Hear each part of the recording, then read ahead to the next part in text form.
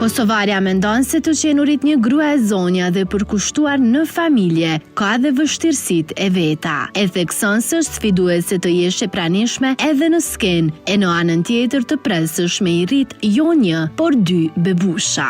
Ajo ndan me shikuesit e nxo momentin kur e kuptoi se do të bekohet me binjak.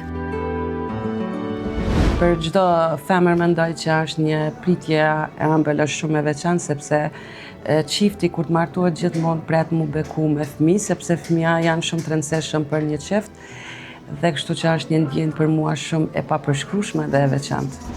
Na e postuam fillimisht me familjen e ngushtë, banëm surprizën e gjinis dhe e postuam në rrjetet sociale dhe mrena 10 minuta kanë shkruar shumë mesazheve përveç shoqërisë ngushtë familjarëve, kanë qenë edhe mesazhe nga njerëzit që vetëm që më njohin si kosovare, po ne nuk i njoh, me kanë uruar mjaft me fjalë të mira dhe të bekune.